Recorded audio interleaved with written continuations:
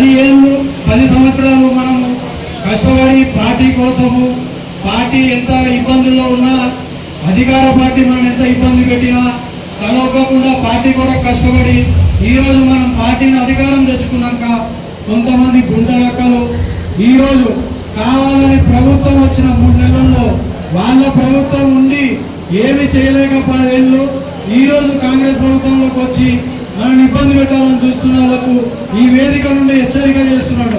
మా కార్యకర్తలని ఇబ్బంది పెడితే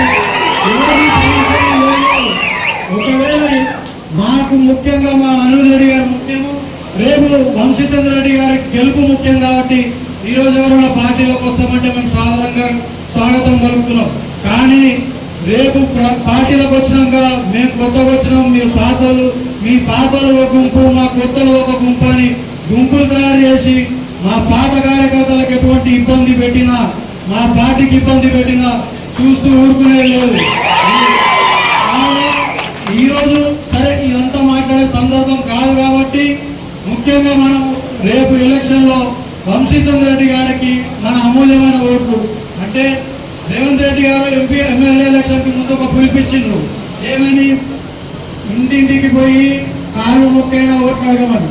వంశన ఈ వేదిక మీద మీకు చెప్తున్నాము, మేము ఓట్లు కాలు మొక్కైన ఓట్లు వేపిస్తాం, కానీ దయచేసి దళారులైన బీఆర్ఎస్ వాళ్ళని మంచి నాయకులను మీరు చేసుకోండి, కానీ దళారులైన బీజేపీ నాయకులు బీఆర్ఎస్ నాయకులకు మాత్రం స్థానం కల్పించకండి.